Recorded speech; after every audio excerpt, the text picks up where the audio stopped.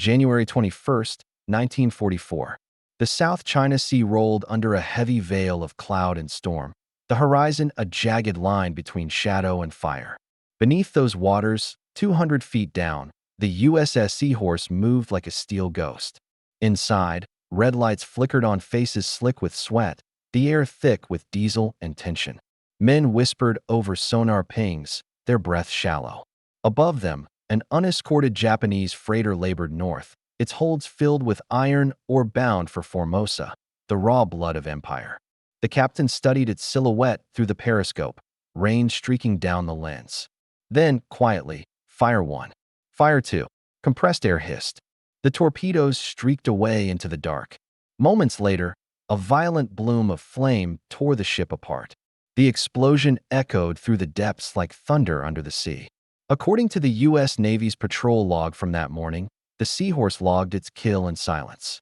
Another artery of Japan's industry had been severed in early 1944.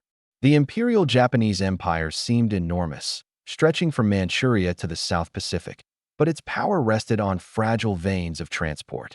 Its foundries, shipyards, and aircraft plants devoured the minerals and fuel that poured in from its conquered territories. Almost all of it came by sea. When that flow was interrupted, factories stopped, tanks froze, and aircraft were grounded. The lifeline of Japan's war machine was invisible, carried across open water by thousands of merchantmen. They called it the Maru Fleet. Without it, the empire would suffocate. Few in Tokyo yet understood that the process had already begun. The first years of America's submarine war had been a catastrophe of failure. Torpedoes misfired, ran too deep, and sometimes exploded before reaching their target. Submariners cursed the Bureau of Ordnance and risked their lives firing weapons that betrayed them. But engineers in Newport worked day and night, dismantling detonators and testing new fuses in the chill waters off Rhode Island. By mid-1943, the flaws were fixed. The torpedoes ran true. When the Navy's Submarine Force Pacific, under Admiral Charles Lockwood, ordered unrestricted warfare against Japanese shipping, it unleashed a new kind of conflict, one measured not by territory gained, but by tonnage destroyed. Each submarine became a blade cutting through Japan's economic body. The Wahoo, Tang, Trigger, and Harder turned vast stretches of ocean into killing grounds. Patrol reports read like autopsies. One tanker, 8,000 tons. One freighter, 5,600 tons. One passenger liner, 10,000 tons, gone in seconds. Convoys tried to protect themselves, but their escorts were too few, their sonar too primitive, and their tactics outdated.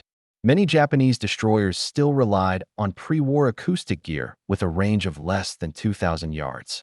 Allied submarines, equipped with new radar and faster engines, could stalk them unseen, striking at dusk or in monsoon rain. A single submarine, the Tang, would sink more than 24 ships before being lost, an entire fleet's worth of destruction. The Japanese merchant marine began the war with over 6 million tons of shipping.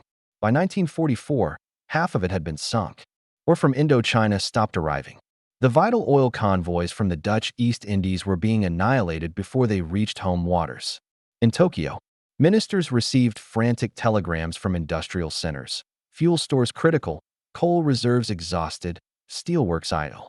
Yet the Navy still demanded oil for its carriers and battleships. The contradiction was fatal. Every ton of oil burned at sea was a ton denied to the factories that built the ships in the first place. The invisible blockade tightened with mechanical precision.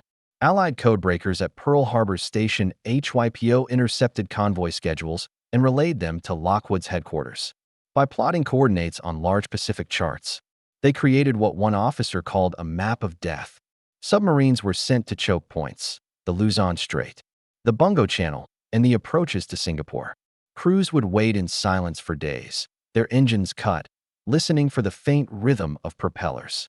When they struck, it was fast and final. A 1944 dispatch recorded, Convoy HI, 68, 7 ships sunk within 3 hours. Japan's naval intelligence never knew how the Americans always seemed to be waiting to BY autumn. The losses were devastating the home front. The Yada steel mills, once the beating heart of Japanese industry, received only a fraction of their ore. Aluminum production fell by more than half. Aircraft output declined month by month, despite government propaganda boasting of unshaken industrial power. In Osaka, workers scavenged coal from bombed rail yards to heat furnaces. Train schedules were slashed to conserve fuel. Housewives queued for hours to buy kerosene that never arrived. The empire that had once marched on mechanized confidence now limped on empty tanks. For the men in the submarines, the campaign carried its own moral burden. They rarely saw the faces of those they killed. The periscope showed distant shapes, and then there was fire, smoke, and wreckage. A Seahorse crewman later recalled how, after one torpedo strike, the smell of oil and burning rubber drifted through the air vents. It was victory, but it didn't smell like it. Yet orders were absolute. Each ship sunk meant fewer bullets, fewer engines, and fewer bombs reaching the front. The submariners became anonymous executioners of an industrial empire. Japanese diaries recovered after the war tell of growing dread among sailors and merchants alike. One dramatized composite account described the ocean itself as our enemy. Calm 1 hour, erupting the next. We could feel death in the waves. Convoy captains began traveling without lights, zigzagging through storms, praying to avoid detection. Some resorted to painting their decks to blend with the sea. It made no difference. The torpedoes found them anyway. American engineers continued refining their tools of attrition. Radar operators used the SJ sets developed by Raytheon to detect ships beyond the horizon. New sonar arrays allowed submarines to evade counterattacks by slipping under thermal layers. Even small mechanical innovations mattered. Improved compressors kept oxygen levels stable, while electric torpedo motors built at General Electric ran silent. Every improvement meant another convoy destroyed, another week shaved off the war. Behind every submarine kill lay a chain of invisible hands: draftsmen, machinists, welders, and factory women assembling circuits in Chicago and Cleveland. They, too, were part of the siege. By December 1944, the results were irrefutable. Japan's imports had fallen by nearly 90%. Oil production at refineries in Yokohama had dropped to a trickle. Rubber, bauxite, and tin, materials essential for aircraft and vehicles, were simply gone.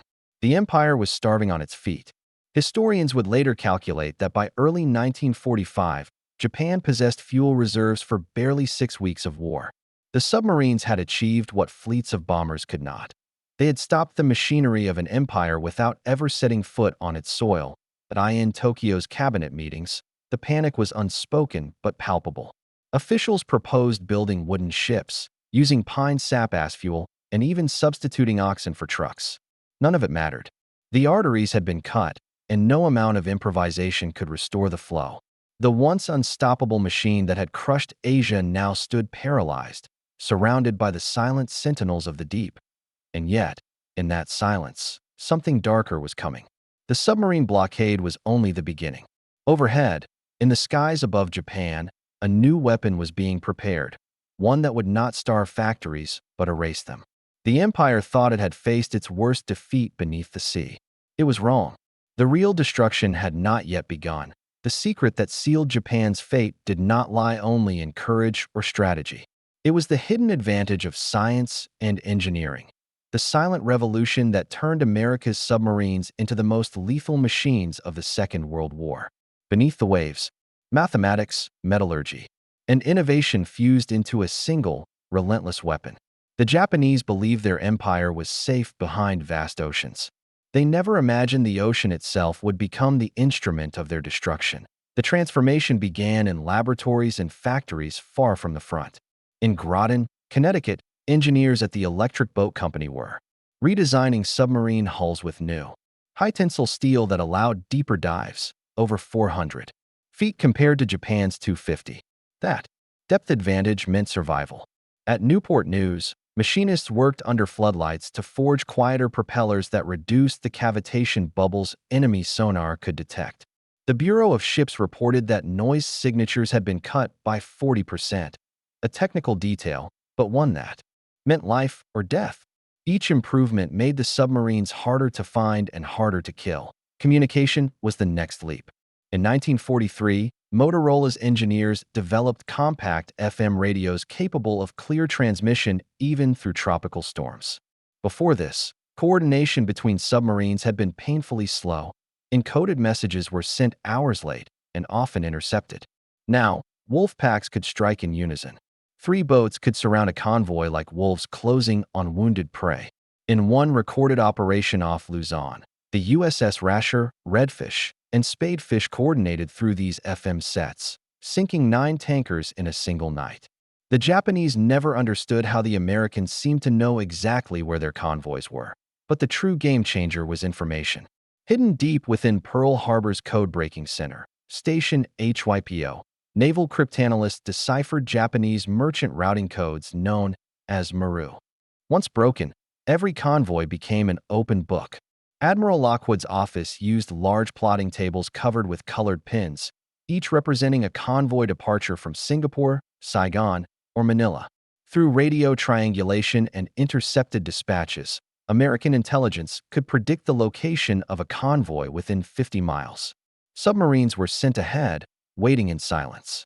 When the convoy arrived, the result was inevitable. The technology that guided these strikes was staggering for its time.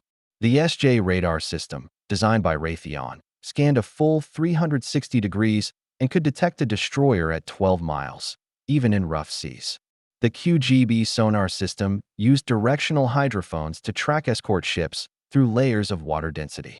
The bathythermograph, a small glass tube invented at the Woods Hole Oceanographic Institution, mapped thermal layers that bent sonar signals, allowing submarines to hide below them. One commander described it as an invisible shield made of temperature and silence. Japan tried to respond, but their industry was already choking. Their radar systems, built with German blueprints from before 1941, were outdated and fragile. Factories lacked the copper, tin, and quartz needed to mass-produce magnetrons, the heart of radar. Without raw materials, innovation was impossible. Engineers in Yokosuka wrote desperate reports asking for aluminum wiring instead of copper or wooden mounts instead of steel. Their pleas went unanswered. The submarines had already cut off the supply. The human cost of this technological war surfaced in a single, brutal engagement, the Battle of the South China Sea. October 23, 1944. A massive Japanese convoy, 49 ships strong, set sail from Brunei Bay, carrying nearly 1 million barrels of oil for the homeland. It was guarded by 10 destroyers. The Americans knew its route before it left port. Waiting near Palawan were 3 submarines: the Sealion II, the Growler, and the Pampanito at 10:30 p.m. Radar aboard the Sealion II picked up echoes, multiple contacts moving north. Commander Eli Reich ordered his crew to battle stations. The submarine slid into firing position, periscope barely breaking the surface. Reich waited, counting heartbeats, until the lead transport crossed the crosshairs. Fire 1, Fire 2, Fire 3. The torpedoes struck amidships, detonating beneath the fuel tanks. Flames leapt hundreds of feet high. The sky turned orange. The Japanese escorts charged blindly, depth charges raining into the sea. Inside the Sealion II, lights flickered as explosions rolled across the hull. But Reich stayed silent. When the echoes faded, he surfaced to witness chaos: burning ships, explosions, and men diving into oil-slicked water. The Growler joined in, firing 6 torpedoes that tore through the convoy's heart. One freighter split in 2. The Pampanito circled south, targeting the stragglers. By dawn, 14 ships were gone. 1 million barrels of oil, Japan's last hope of fueling its industry, were burning on the surface of the South China Sea. Intelligence intercepts from Tokyo that night captured the disbelief. One transmission read, "Enemy everywhere. Impossible to defend. The sea itself is treacherous." Another lamented, "Even the depths betray us." The American submarines returned to port with decks blackened by soot and victory. The Bureau of Ships report on the engagement was cold and mathematical. Tonnage destroyed, gallons of oil lost, estimated industrial delay, 3 months. Behind those sterile numbers was the slow death of a nation's economy. As the submarine campaign escalated, American engineers continued refining their killing tools. The Mark 18 electric torpedo, developed at the Naval Torpedo Station, replaced the earlier Mark 14. It ran without leaving a bubble trail, completely invisible. At 21 feet long and weighing over 3,000 pounds, It carried 575 pounds of torpex, an explosive 50% stronger than TNT. Tests recorded average hit rates of 60%, a remarkable figure in undersea warfare. The Germans had pioneered electric torpedoes. The Americans perfected them. Each one cost roughly $10,000 to produce, and by 1945, nearly 10,000 had been launched. Factories across the United States became extensions of the war front. In Cleveland, women at Westinghouse wound copper coils for sonar amplifiers. In Detroit, General Motors built diesel engines for submarines at a rate of 5 per week. At General Electric, technicians calibrated gyroscopes that would guide torpedoes through currents and thermoclines. Lockwood himself wrote that these civilians fought with lathes and soldering irons as bravely as any sailor. Every improvement born in those workshops found its test in the black silence of the Pacific. By December 1944, the results were conclusive. Japan's merchant fleet had fallen from over 6,000 ships to less than 1,500. Oil imports had dropped by 90%, coal shipments by 80%. A confidential report from the Ministry of Munitions admitted that, without oil, we cannot move ships. Without ships, we cannot bring oil. The circle was complete. Japan's industry, once the engine of conquest, was running on fumes. Inside the factories of Osaka and Yokohama, machines stood idle. Workers stripped insulation from old wiring to reuse copper. Aircraft sat unfinished on assembly lines for want of rivets. In desperation, the Navy began converting fishing vessels into crude cargo boats. Many never made it out of port. The submarines were waiting. For the Americans, the campaign was now more science than warfare. Convoys were plotted, intercepted, and erased with mechanical precision. Each sinking was another calculation fulfilled, another prediction confirmed. War had become an equation, and Japan was running out of variables. But behind every number lay a truth no statistic could measure. Beneath those waves, thousands of men drowned in silence, their final cries swallowed by the sea. The submarines surfaced through oil slicks and burning debris, their crews staring at what they had wrought. In the words of one sailor, preserved in a post-war interview, "We weren't sinking ships anymore. We were sinking a nation." By the first months of 1945, Japan's industrial heart had stopped beating. The once roaring furnaces of Yada, Kawasaki, and Nagoya stood cold, their chimneys silent against the winter sky. Cargo trains sat motionless on rusted tracks, their engines drained of coal. Workers scavenged timber to keep their homes warm. The empire that had risen through the power of machines was now collapsing into stillness. Beneath the waves, the American submarines continued their patrols, though there were fewer and fewer targets left to find. The sea had become a graveyard of steel and oil. The empire's defeat was not marked by one great battle, but by the quiet, systematic strangulation of its lifelines. In Tokyo, the news arrived in fragments, telegrams reporting missing ships, convoys overdue by weeks, and factories idle for want of materials. Each message was a pulse fading from the empire's veins. Ministers convened in emergency sessions, drawing up fantastical plans for self-sufficiency. They discussed melting church bells for copper, burning pine roots for fuel, and building wooden ships to replace tankers. It was desperation disguised as strategy. "The sea is no longer ours," one official whispered during a late-night session of the imperial cabinet. No one contradicted him. The emperor's ministers knew the truth. The ocean, once their empire's pathway to glory, now belonged to the enemy on the front lines. Soldiers felt the impact of that invisible war. In Burma and the Philippines, Japanese divisions starved where they stood. Supplies that once arrived by ship now came by hand, when they came at all. Reports from captured soldiers revealed that units were surviving on less than half rations. Their ammunition was running out, and their trucks were immobilized. Even air bases across the Pacific fell silent. Pilots trained for kamikaze missions were told to wait. There was no fuel left to fly. The grand machinery of conquest had become a ghost. Across the Pacific, the mood among American submariners had changed. What had begun as a brutal contest of endurance had become a grim routine. The Seawolf, the Tang, and the Trigger now prowled empty seas. "We'd hunt for days and find nothing," one crewman later said. It was like fishing in a dead ocean. Yet their mission continued. Each patrol was a sweep through what Admiral Lockwood called the ruins of an empire. By April, so few merchant ships remained that the Navy began redirecting submarines to rescue downed airmen instead of attacking convoys. The battle was won, but the killing machine kept moving, relentless out of habit. The psychological toll of the blockade reached deep into the Japanese home front. In Osaka, workers slept on factory floors, waiting for shipments that would never come. Civilians queued for rice, often receiving nothing but barley husks. A woman from Yokohama recalled seeing her children shivering beside an empty stove. "We didn't know why the ships had stopped. We only knew the sea had betrayed us." Rumors spread that American submarines could attack anywhere, at any depth, that they could hear footsteps on deck, that the sea itself had turned hostile. The fear was not entirely irrational. By early 1945, the U.S. Navy had complete control of the Pacific's shipping lanes. Even coastal ferries and fishing boats became targets. The blockade had turned total. The strategic consequences were beyond anything planners had imagined. In just 3 years, less than 2% of America's naval force had inflicted more than half of Japan's total wartime losses.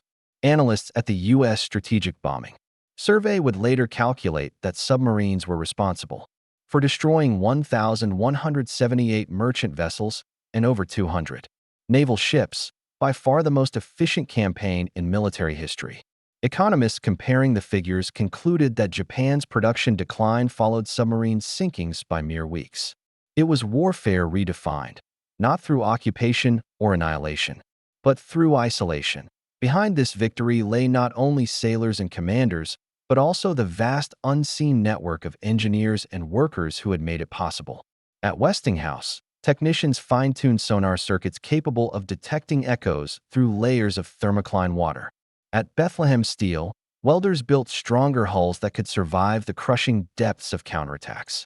Women at General Motors factories in Michigan wound copper wire for torpedo motors, their hands guiding the war as surely as any pilot or gunner. They never saw the Pacific. Yet every detail of their labor echoed there. In the hiss of compressed air, the thud of a detonator, and the silence after an explosion. As Japan's economy disintegrated, its military leaders faced an unbearable truth. They could no longer move men or material fast enough to fight. Coal from Manchuria lay trapped in stockpiles. Oil from Borneo and Sumatra sat unrecoverable in shattered ports. The empire had become a fortress without walls, starved from the outside in. One surviving naval officer described the feeling in his memoirs. "We fought without the tools to fight.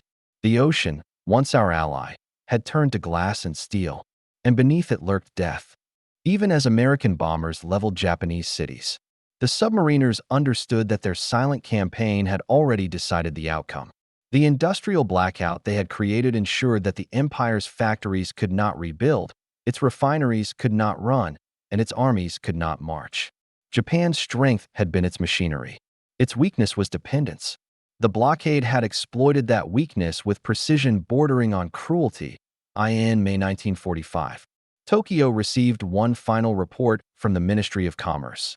National industry reduced to 10% of pre-war output. Fuel stocks exhausted.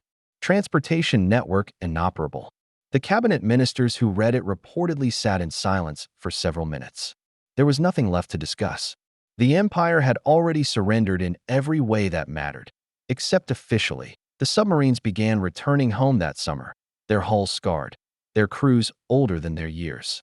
At Pearl Harbor, bands played and flags waved, but the men who stepped ashore carried the weight of what they had done. They had won a war no one had seen, a war without glory, fought in darkness. Some spoke of it with pride. Others never spoke of it at all. "We ended it the only way we could," said Commander Eli Reich of the Selian II. "We turned the ocean against them." When Japan finally surrendered on August 15, 1945, its industrial empire was already dust. The shipyards of Yokosuka stood empty. The refineries of Yokohama were twisted ruins. In the months that followed, Allied investigators discovered just how complete the collapse had been. Steel output was down by 85%. Oil refining had ceased altogether. Merchant shipping was reduced to a handful of battered vessels too small to leave port. The empire that had once sought to dominate Asia had been undone not by invasion, but by the slow, methodical suffocation of its supply lines.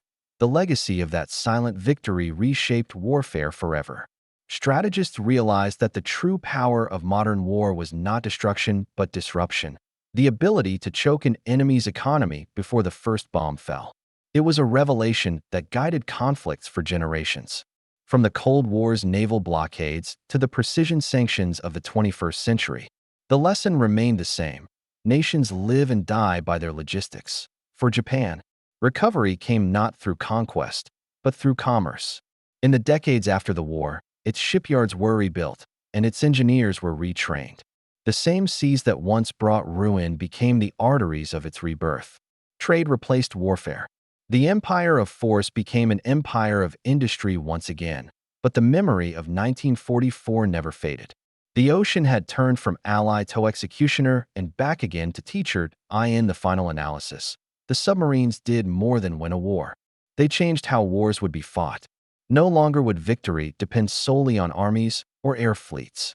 It would depend on who could keep the lifelines open and who could cut them. The men who fought in silence beneath the Pacific proved that the mightiest empires can drown without ever seeing their enemy's face. In war, wrote one historian decades later, the side that controls the flow of steel and fuel controls the future. The submariners of the Pacific had proven it, not with banners or parades, but with silence, patience, and depth. The empire they faced never understood until it was too late that its true enemy was not the bomb nor the bullet, but the absence of cargo on the horizon.